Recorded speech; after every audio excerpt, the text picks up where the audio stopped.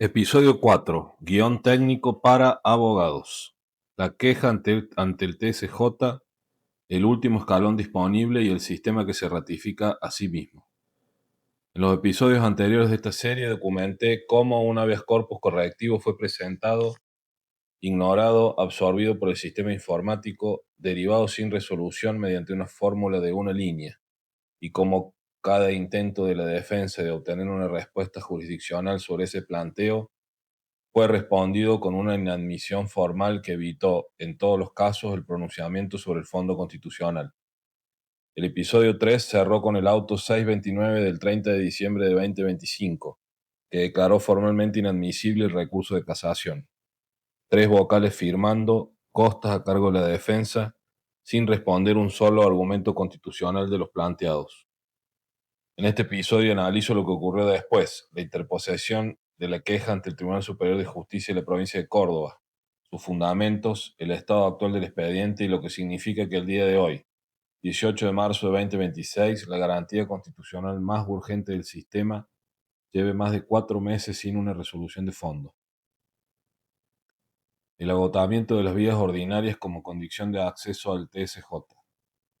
Antes de analizar la queja en sí misma, vale la pena detenerse un momento en lo que representa llegar a esta instancia.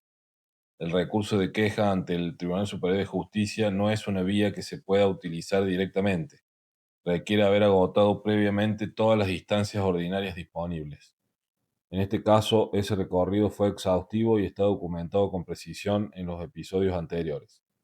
La defensa presentó el habeas corpus el 5 de noviembre de 2025. Presentó múltiples escritos insistiendo en la urgencia. Interpuso un recurso de queja por denegación de justicia ante la Cámara de Acusación el 20 de noviembre.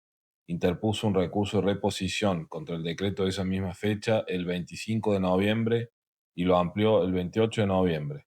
Interpuso un recurso de casación contra el auto que declaró inadmisible de reposición el 19 de diciembre y agotó todas esas vías sin obtener una sola respuesta sobre la sustancia constitucional del planteo. Recién después de ese recorrido, el 9 de febrero de 2026, la defensa estaba en condiciones de presentar la queja ante el TSJ. Habían transcurrido más de 3 meses desde la presentación del habeas corpus.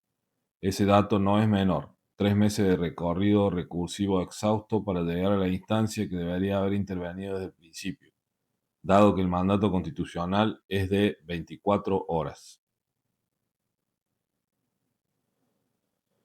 La queja ante el TSJ, objeto y fundamentos. La queja fue interpuesta el 9 de febrero de 2026 ante la Sala Penal del Tribunal Superior de Justicia de la provincia de Córdoba, en los términos de los artículos 485 a 488 del CPP, Código Procesal Penal de la provincia de Córdoba. Su objeto es preciso y acotado: demostrar que el recurso de casación fue indebidamente denegado por la Cámara de Acusación mediante el auto 629 y solicitar que el TSJ lo declare mal denegado, lo conceda y requiera las actuaciones para su tramitación. Pero la queja tiene una dimensión que trasciende ese objeto formal. Es el primer planteo de toda la serie que llega al órgano máximo del Poder Judicial Provincial con la cadena completa documentada. El TSJ recibe un expediente que contiene el decreto de una línea, el auto 560, el recurso de casación con todos sus argumentos constitucionales y el auto 629 que lo rechazó sin responder ninguno de esos argumentos. Todo eso está ahí disponible para que el Tribunal Superior de Justicia lo examine si decide hacerlo. Los argumentos centrales de la queja se articulan en torno a varios ejes que vale la pena analizar con detalle. El nominalismo extremo como núcleo del agravio. El argumento más preciso y más difícil de rebatir de la queja, desde nuestro punto de vista, es el que denomina nominalismo extremo a la conducta de la Cámara a lo largo de todo el recorrido. La Cámara en cada oportunidad redujo el análisis a la denominación formal del acto impugnado en lugar de examinar sus efectos reales. El decreto del 20 de noviembre era formalmente un decreto de trámite, entonces no era recurrible por reposición. El auto 560 era formalmente una resolución incidental, entonces no era equiparable a sentencia definitiva. El razonamiento en ambos casos fue el mismo: verificar la etiqueta del acto y aplicar mecánicamente la consecuencia prevista para esa etiqueta, sin analizar qué producía ese acto en la realidad del proceso. El problema con ese razonamiento es que ignora deliberadamente la sustancia de lo que estaba en discusión. Lo que la defensa planteó en todos esos recursos no fue una cuestión sobre la denominación correcta de un acto procesal, fue una cuestión sobre la neutralización de una garantía constitucional autónoma. Y esa cuestión no tiene etiqueta procesal que la contenga limpiamente, precisamente porque no estaba prevista en el diseño del sistema. El sistema no tiene un casillero específico para el caso en que un habeas corpus desaparece funcionalmente dentro del sistema informático sin que ningún tribunal lo rechace expresamente. Al aplicar mecánicamente las etiquetas formales a una situación que no encaja en ninguna de ellas, la Cámara no resolvió el problema, lo invisibilizó. La conducta de la Cámara como argumento en su contra. Hay un argumento en la queja que merece especial atención porque utiliza la propia conducta de la Cámara como evidencia de la gravedad del caso. El decreto del 20 de noviembre lo firmó un solo vocal. El auto 560 lo firmaron los tres vocales en pleno. El auto 629 también lo firmaron los tres vocales en pleno. La queja señala que esa colegialidad no es un dato neutro. La Cámara convocó al tribunal en pleno para suscribir las denegatorias, lo cual revela implícitamente que el tribunal no consideraba que se trataba de una cuestión de mero trámite. Si fuera una simple incidencia procesal sin relevancia, no habría requerido la intervención de los tres vocales. La Cámara, la actual en pleno, para cerrar el debate, reconoció sin decirlo que el debate tenía una entidad que justificaba esa intervención, y al mismo tiempo sostuvo que ese debate no podía abrirse porque los actos impugnados eran de simple trámite. Esa contradicción está documentada en los propios autos que la Cámara dictó. El circuito de decisiones inmunes a control. El capítulo 13 de la queja plantea el argumento de mayor protección institucional de todo el recorrido. Lo cito porque es importante para entender qué está pidiendo la defensa al TSJ más allá del caso concreto. La queja sostiene que con validar el criterio adoptado por la Cámara no solo ceda la suerte de este caso, sino que implica la consolidación de un circuito de decisiones inmunes a control, donde el formalismo extremo y el nominalismo se erigen como obstáculos irrazonables para la vigencia de la Constitución. Eso es una advertencia institucional dirigida al TSJ. La defensa no está pidiendo solamente que se resuelva este habeas corpus, está pidiendo que el TSJ fije un criterio que impida que este patrón se repita, que establezca que una garantía constitucional no puede ser neutralizada mediante la combinación de omisiones, derivaciones y cierres formales, sin que ningún órgano asuma la responsabilidad de señalarlo. Esa es la dimensión que convierte este caso en algo más que un expediente individual. El petitorio, lo que la defensa solicita al TSJ. El petitorio de la queja solicita 5 cosas concretas. Primero, que se tenga por interpuesta la queja en tiempo y forma. Segundo, que se declare que el recurso de casación fue indebidamente denegado y que el auto 629 constituye un acto equiparable a sentencia definitiva por su carácter clausurante. Tercero, que se ordene la concesión del recurso de casación, la remisión inmediata de las actuaciones y la prosecución del trámite, a fin de restablecer el control jurisdiccional efectivo sobre la garantía constitucional comprometida. Cuarto, que se tenga presente la reserva del caso federal para ante la Corte Suprema de Justicia de la Nación. Y quinto, que se haga lugar a lo solicitado para asegurar la plena vigencia operativa del artículo 47 de la Constitución Provincial, poniendo fin a la situación de indeterminación funcional denunciada. El estado actual del expediente. Al día de hoy, 18 de marzo de 2026, la queja lleva aproximadamente 37 días presentada ante el Tribunal Superior de Justicia. El expediente figura a despacho marcado como confidencial sin resolución visible.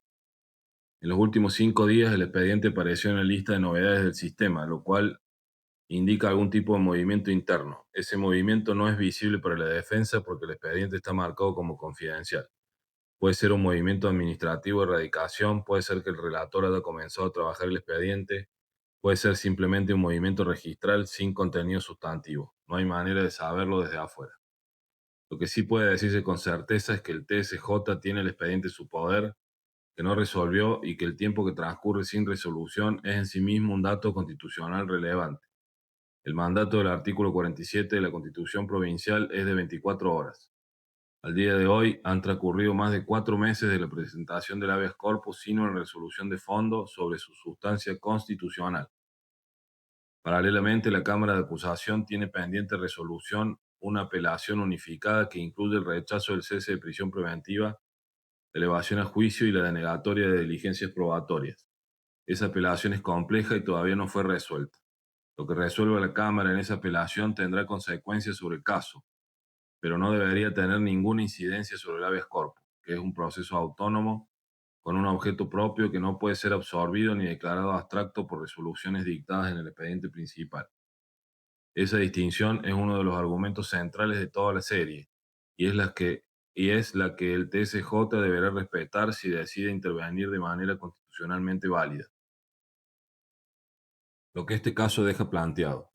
Esta serie comenzó con una pregunta simple: ¿qué pasa cuando una garantía constitucional que debería funcionar de manera automática e inmediata directamente deja de existir en la práctica? 4 episodios después, la respuesta está documentada con precisión. Lo que pasa es esto: el expediente existe, tiene número, tiene tribunal asignado, pero materialmente no funciona como proceso constitucional autónomo. La garantía no fue rechazada, fue absorbida por el sistema informático sin dejar rastro jurisdiccional propio. Y cada intento de la defensa de restablecer su operatividad fue respondido con una inadmisión formal que evitó en todos los casos el pronunciamiento sobre el fondo. Al día de hoy, el único órgano que puede cambiar ese cuadro es el Tribunal Superior de Justicia. Tiene las quejas en su poder, tiene el expediente en relatoría y tiene ante sí la posibilidad de pronunciarse sobre una de las cuestiones más importantes que puede enfrentar el máximo tribunal provincial. Si una garantía constitucional que la Constitución ordena resolver en 24 horas puede ser neutralizada de manera indefinida por la combinación de omisiones y formalismos sin que ningún órgano asuma la responsabilidad de señalarlo, lo que resuelva o lo que no resuelva será el contenido del episodio siguiente. Hay algo que este recorrido permite observar con claridad y que vale la pena nombrar, no como acusación, sino como descripción institucional. El sistema judicial tiende a funcionar como un organismo de autorratificación. El superior ratifica al inferior, la Cámara ratifica al juzgado, el Tribunal Superior ratifica a la Cámara. No siempre, no en todos los casos, y hay excepciones que el propio sistema exhibe como prueba de su independencia, pero la tendencia estructural existe y es reconocible. Cuando esa tendencia opera en condiciones normales, produce simplemente conservadurismo institucional. Cuando opera frente a una situación incómoda, produce algo distinto: el parapetamiento. El parapetamiento. El sistema percibe que admitir el error de un eslabón compromete la validez de toda la cadena, y entonces cada nivel hace lo necesario para no ser el primero en señalar el problema. En este caso, la situación incómoda era concreta y verificable. El juzgado de control había recibido un habeas corpus, no lo había tramitado como proceso autónomo y había dejado rastro de esa omisión en el propio sistema informático del Poder Judicial. No era una cuestión opinable ni una zona gris de interpretación, era un hecho documentado. Frente a ese hecho, la Cámara de Acusación tuvo una oportunidad clara de intervenir, señalar la omisión y restablecer el control judicial que la Constitución ordena. No lo hizo, y al no hacerlo asumió la responsabilidad institucional de proteger al eslabón inferior mediante el único mecanismo disponible, que no dejara huella expresa: no decidir. Porque señalar la omisión del juzgado de control hubiera implicado activar la causal de destitución del artículo 47 de la Constitución provincial, y activar esa causal hubiera significado que el sistema se condena a sí mismo. Eso no ocurrirá fácilmente, y probablemente el TSJ, cuando finalmente resuelva, encuentre la manera de hacer lo mismo: cerrar el conflicto sin señalar a nadie, declarando abstracta la cuestión o resolviendo en términos tan acotados que ningún eslabón de la cadena quede comprometido. Si eso ocurre, no será una sorpresa, será la confirmación de lo que este caso documentó desde el principio: que el sistema de garantías constitucionales puede ser neutralizado por el propio sistema que debería protegerlo, sin que nadie asuma expresamente la responsabilidad de haberlo hecho. Y esa es quizás la conclusión más importante de toda esta serie.